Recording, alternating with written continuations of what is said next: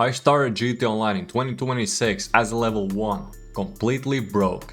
And in this video I'm hitting over $1 million by playing solo, buying Kosatka, an apartment, and setting up my first businesses to get me started.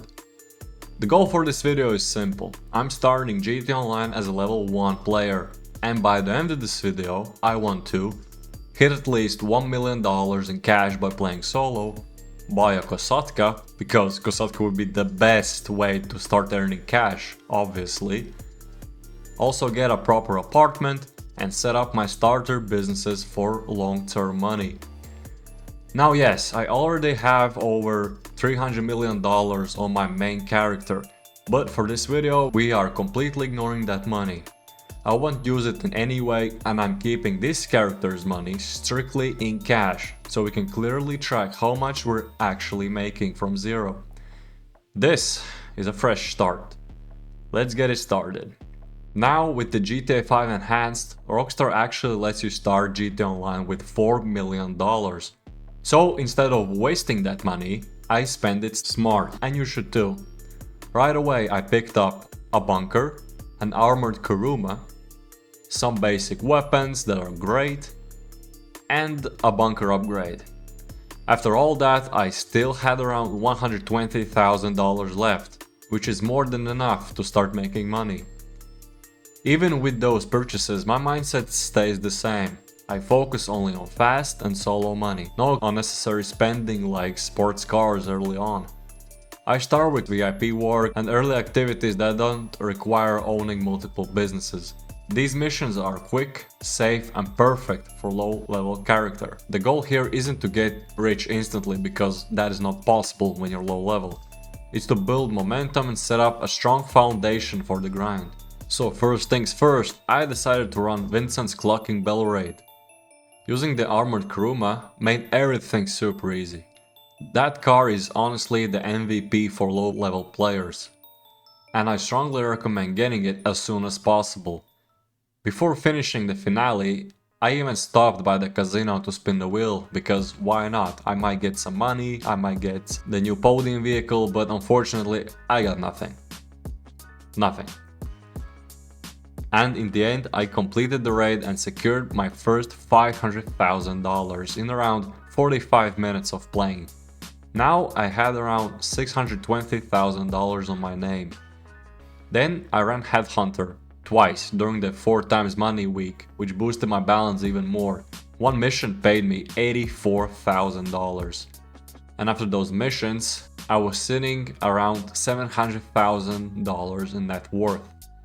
Immediately, about the bunker staff upgrade for $598,000. Money down to almost nothing again, but that's fine, because now my bunker is fully upgraded, which will make me massive amounts of money later on.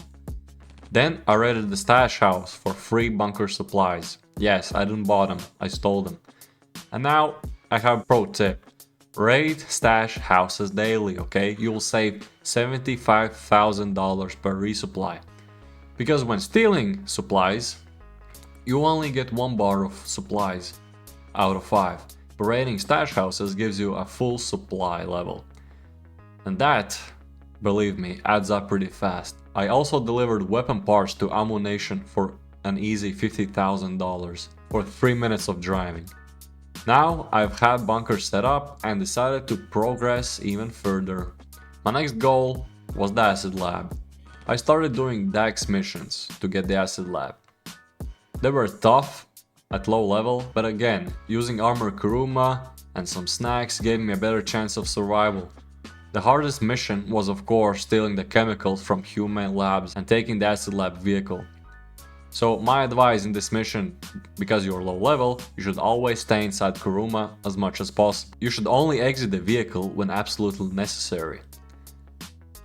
And after completing all the DAX missions, I needed $750,000 for the acid lab upgrade to start making passive money with acid. I was short, like real short, $500,000. So ran KnoWay missions on hard difficulty and earned another $525,000 after 50 minutes of playing. That gave me enough money to fully upgrade the acid lab. And so I also bought supplies, and with that I had second passive income source ready. But I was broke yet again with $42,000 in my bank account. Well, at this stage I literally tried everything. 9 to 5 jobs, that includes the stockade mission deliveries, pizza deliveries. I even stole a car for Simeon because how broke I was. I did acid recovery mission, and I even robbed 2 convenience stores. But let's be honest, low level money options are painful and very limited. So my advice is to get passive businesses as well as at least one active business. For example, my favorite one, CEO crates. While your businesses are making money in the background, you do CEO crates, CEO work, and can easily get a few $100,000. Or you can do, of course, Cayo Perico as soon as possible when the cooldown ends. I understood that the only real decent solo money at low level is by playing VIP work that includes Headhunter, Sightseer missions, each paying you $25,000 for 5 minutes of driving around the map. Cluckin Bell Raid that pays $500,000 in 45 minutes, and the KnoWay missions that also pay you another $525,000 for around an hour of playing the game. Everything else really just wastes time. So I had no choice but to run Cluckin Bell Raid again. Easy, another $500,000 under 45 minutes of playing. Now I had about $600,000 on my name, and I knew what I had to do next. I set up my new goal, owning the Kosatka, because I wanted more fun and profitable way, of course, to earn money. Because doing these 3 types of missions every day when I play the game were giving me like real sickness, you know? The game felt very repetitive. So I knew I had to escape the low level grind. I wanted the Kosatka submarine so bad. Because even in 2026, Cayo Perico is still the best solo money method in GTA Online. I can easily make you millions within an hour. And so I grinded for it. Did bunker weapon deliveries for $50,000 once they were available. Did VIP missions, did stash houses every day. And I eventually reached $135,000. The next day I sold my bunker stock in a private lobby for $500,000. I didn't sell the bunker in a public lobby because I didn't want to get griefed so early on. So I sold it in a private lobby because it's risk free and it guarantees a payout. Now with that sale done I had $1,556,000. Yes, you might be asking where the another $300,000 I got from. Well, I did the same VIP missions. I got tired of recording it because it's the same thing the whole time I'm playing with this character. I was a little short of money to buy Kosatka, so I ran another run of KnoWay missions again for another $500,000. When that was done and another hour of boring gameplay, I sold my acid lab next, but in a public lobby for $356,000. And yes, I was really nervous with players following me. I thought I was going to die and lose product, but I was just fine. They were friendly, I guess. And yes, the acid lab, I always recommend selling it in a public lobbies, because you have one delivery vehicle always, no matter how much product you have. And even if somebody tries to blow you up, you can close the game or change sessions fast. Yes, you will lose some product, but it's like 5%. So that's really nothing. So now with that sale done, my total money was $2,460,000. So I bought a Kosatka and I had around $200,000 left on my name. I started Cayo Perico scope mission as soon as possible. I got my main target, bonds, for $1.1 million. Well, it's not bad, but it's still better than bottle of booze. Also, I found a painting and a weed stash at North Docks, so I knew that this was really good for a first raid. And also let me tell you, the prep missions were painful to play, because I had no fast transportation, like sports cars or, of course, the best ones, Oppressor Mark II or Sparrow.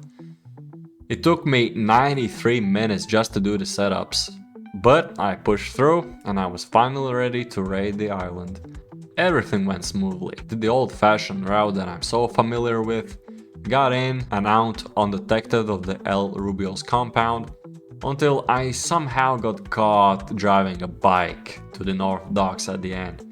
So I chose not to do the elite bonus. I still escaped the island with $1.3 million. Now, with a simple mission, I was sitting at around $1.4 million.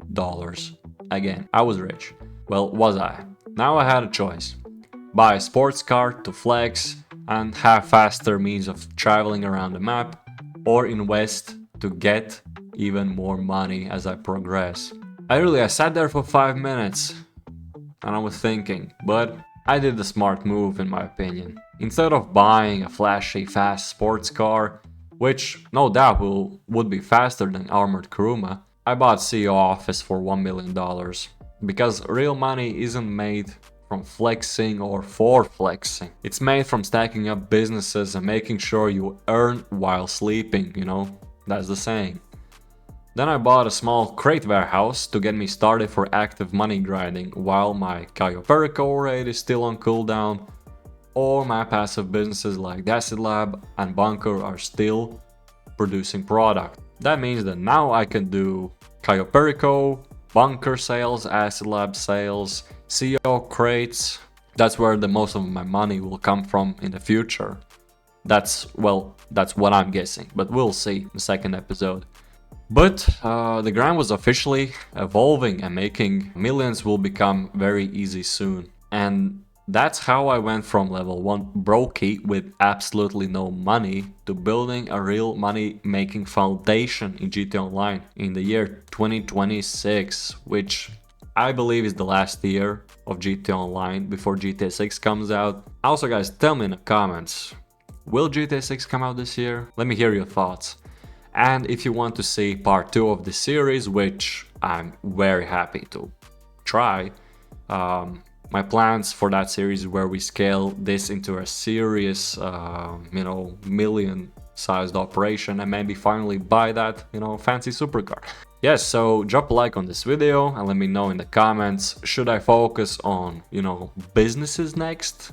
Make it more solo, friendly guide, or go, I don't know, maybe full heist grinding mode, making money by doing some interesting activities. At the end, this is just the beginning and I'll see you guys in part 2. I hope you liked the video. I'll be waiting for you in the next one. Peace.